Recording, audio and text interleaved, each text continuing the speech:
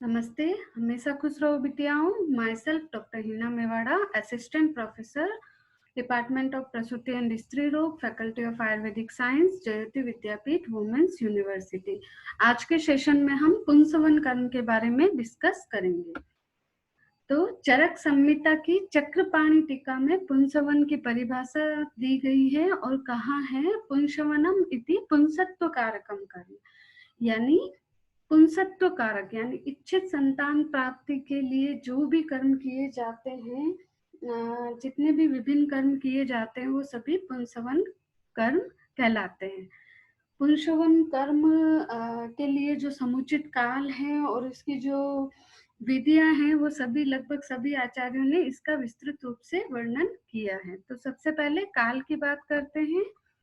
आचार्य चरक ने कहा है तस्माद आपन्न गर्भः स्त्रीम अभिसमीक्ष्य प्राग व्यक्ति भावाद गर्भस्य पुंसवनम अस्य दद्यात्, यानी तस्माद आपन्न गर्भा यानी उस आपन्न गर्भा में, यानी जिसको गर्भ प्राप्त हो गया है ऐसी स्त्री की अभिसमीक्षा करके गर्भ के व्यक्ति भाव होने से पूर्व पुंसवन कर्म करना चाहिए। यानी आचार्य चरक ने इसका काल बताया है व्यक्ति गर्भ के व्यक्ति भाव होने से पूर्व। चक्रपाणि ने इस श्लोक पर टीका करते हुए कहा है व्यक्तिस्तु द्वितीय मासे भवति, यानी द्वितीय मास के बाद गर्भ जो है वो व्यक्त होता है। यदुक्तम द्वितीय मासे गण संपद्यते, क्योंकि द्वितीय मास तक जो गर्भ है वो घन रूप में होता है, फिर तृतीय मास में उसमें अंग प्रत्यंग व्यक्त होते हैं। द्वितीय तो मासे ग्रंथ्यादि रूपे गर्भे प्रत्यंग व्यक्ति भावो न व्यक्त, द्वितीय मास में जो गर्भ है वो ग्रंथि आदि के रूप में होता है और उसमें अभी व्यक्तता नहीं आती है, यानी प्रत्यंग अभी व्यक्त नहीं होते हैं। इसलिए इसका काल आचार्य चक्रपाणि के अनुसार द्वितीय मास तक बताया है। आचार्य सुश्रुत ने काल बताते हुए लब्ध गर्भाया कह के छोड़ दिया, यानी जब गर्भ का आधान हो जाए तब से पुंसवन कर्म करना है। आचार्य डलन ने सुश्रुत पर टीका करते हुए कहा है कि पुत्र अपत्य जनन के लिए पुंसवन कर्म 3 मास तक करना चाहिए। अब आचार्य डल्हन ने पुंसवन कर्म के कुछ प्रयोजन बताए हैं और कहा है कि अगर गर्भ ग्रहण के लिए पुंसवन कर्म करना है तो उसमें जो नस्यादि कर्म बताए हैं, पुंसवन विधि बताई है, उसको ग्राम्य धर्म के पश्चात करना चाहिए। अगर पुंसवन कर्म गर्भ स्थापन के लिए करना है तो उसको लब्ध गर्भा यानी गर्भ की प्राप्ति होने के बाद नश्य आदि कर्म करने चाहिए। और यदि पुत्र अपत्य जनन के लिए पुंसवन कर्म करना है तो वह 3 मास तक, जब तक कि गर्भ स्थित न हो तब तक करना चाहिए। आचार्य चरक की चक्रपाणि टीका में इसका प्रयोजन बताते हुए कहा है तयो कर्मणा वेदोक्तेन विवर्तनम उपदिश्यते प्राग व्यक्ति भावात प्रयुक्तेन सम्यक, यानी तयो यानी पुत्र एवं कन्या में यह वेदोक्त जो कर्म है, जो पुंसवन कर्म है, वो यदि सम्यक रूप से प्रयोग किए जाए तो लिंग परिवर्तन करना संभव है।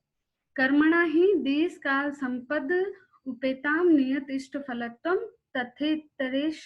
इतरेशाम इतरत्वम, यानी देश काल आदि संपत्ति से यदि पुंसवन कर्म किया जाए तो वह नियत इष्ट फल को देने वाला होता है और यदि विपरीत रूप से किया जाए तो वो विपरीत फल देगा। अष्टांग संग्रह ने इसका काल लब्ध गर्भा और प्राग व्यक्ति भाव दोनों बताया है, मतलब चरक और सुश्रुत का मिक्स कहा है, और पुंसवन कर्म को पुष्य नक्षत्र में करने के लिए कहा है। इसी तरह अष्टांग संग्रह कहते हैं कि अन्य आचार्यों ने इसका काल 12 दिन तक या 12 दिन के भी युग्म दिनों में या प्रतिदिन ऐसे विकल्प अनुसार करने के लिए कहा है। टीकाकार इंदु ने इसके विकल्प देते हुए कहा है कि पुंसवन कर्म या पहले दिन कर सकते हैं या युग्म दिनों में कर सकते हैं या 12 दिन का जो ऋतु काल है उसके भी युग्म दिनों में या प्रतिदिन ऋतु काल में कर सकते हैं। इंदु ने आगे कहा है कि जो देव अनुकूलता है और उचित समय, ये दोनों को ध्यान में रखते हुए यदि पुंसवन किया जाए तो वो सफलतादायक होगा। अष्टांग हृदय ने पुंसवन कर्म के बारे में कहा है कि यदि पुंसवन कर्म बलवान है तो वह देव को भी परिवर्तित कर देता है। यानी देव कर्म यानी पूर्व जन्म के कर्म, अगर पूर्व जन्म के कर्मों से ज्यादा बलवान पुंसवन कर्म है तो वह देव को परिवर्तित कर देगा। लेकिन यदि पूर्व जन्म के कर्म ज्यादा बलवान है तो वह पुंसवन कर्म को भी निष्फल कर देता है। अब हम पुंसवन विधि की बात करते हैं। तो आचार्य चरक ने कुछ पुंसवन योग बताए हैं पुंसवन कर्म के लिए। उनमें से उन्होंने कहा है पहले योग में कि जो गौ का विश्राम स्थल है, गोष्ठे जाता से यानी गौ के विश्राम स्थल है, वहां से वट न्योग्रोध वृक्ष की पूर्व या उत्तर की जो शाखा है उससे 2 अनुपहत शुंग लेने हैं, 2 वटशुंग लेने हैं और 2 ही धान्य मांस या सुवर्ण मांस या 2 ब्रीही लेने हैं। और गौर सरसपाव्याम यानी सफेद या पीली सरसों के साथ दधी में डाल के पुष्य नक्षत्र में सेवन करना है या पुष्य नक्षत्र में पीना है।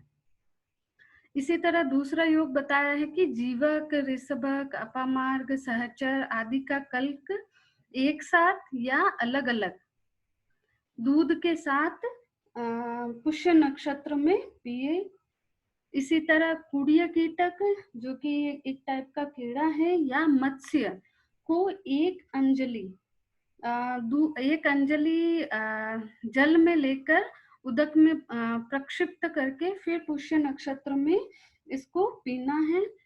इसी तरह एक योग और बताया है जिसमें स्वर्ण, रजत या लोहे की जो अणु प्रतिमा है वो बनाकर उसको फिर अग्नि तप्त करना है जब तक कि वह अग्नि वर्ण की हो जाए और फिर उसको दधी में प्रक्षिप्त करना है और उस एक अंजलि दधी का सेवन पुष्य नक्षत्र में करना है। इसी तरह जो साली पिष्टी है उसकी उष्मा को पीचू में लेकर उस उष्मा के जो जल है उसको दहली पर सिर रख के दक्षिण नासा में सिंचन करना है। ये सभी पुंसवन विधि आचार्य चरक ने बताई है। आचार्य सुश्रुत ने कहा है लब्ध गर्भायास चेतेश्वः सु, यानी इन दिनों जिसको गर्भ प्राप्त हुआ है यानी जो गर्भिणी स्त्री है उसको लक्ष्मणा, वटशुंग, सहदेवा और विश्वदेवा इनके कल्प को क्षीर के साथ पीसकर पुत्र कामाएं यानी पुत्र की इच्छा रखने वाली स्त्री चतुरो व बिंदु 3 या 4 बिंदु दक्षिण नासापुट में डालना है। न च निष्ठिवेत, उसका निष्ठीवन नहीं करना है, मतलब थूकना नहीं है उसको। आचार्य दलहन ने इस पे टीका करते हुए कहा है यदि पुत्री की इच्छा है तो जो ये लक्ष्मणा, वटशुंग, सहदेवा और देवा का कल्क क्षीर के साथ बनाया है उसको दक्षिण नासापुट में न डालकर वाम नासापुट में डालें। वाग्भट ने चरक और सुश्रुत के पुंसवन विधि को मिक्स करके कहा है और उसके अलावा कुछ योग बताए हैं जैसे श्वेत व्रति, मूल कल्क या उसका स्वरस। इसी तरह 8 वटशुंग, 8 उत्पल और 8 ही लक्ष्मणा लेकर उसका कल्क या स्वरस बनाना है। और यदि पुत्र की इच्छा है तो दक्षिण नासापुट में और यदि पुत्र की इच्छा है तो वाम नासापुट में इसको डालना है या नश्य लेना है। इसी तरह जीवन्य गण की औषधियों का बाह्य और आभ्यंतर प्रयोग बताया है और श्वेत कंटकारी मूल कल्क या उसका स्वरस बनाकर नस्य का सेवन करने के लिए कहा है। भाव प्रकाश ने भी कुछ योग बताए हैं। उन्होंने कहा है कि जो पुत्र मंजरी और विष्णु क्रांता मूल है, उसको ईश्वर लिंगी के साथ 8 दिन पीने से पुत्र की प्राप्ति होती है। इसी तरह एक पलाश पत्र को दूध के साथ पीसकर पान करने से भी पुत्र की प्राप्ति होती है। योग रत्नाकर ने भी इसी तरह वर्णन किया है। So thank you for listening me. This session is powered by Digital Version 2.0 Jyoti Vidyapeeth Women's University. Hope you all are satisfied with my session. If you have any queries related to this topic, please write in comment box. So I will resolve it. Thank you so much.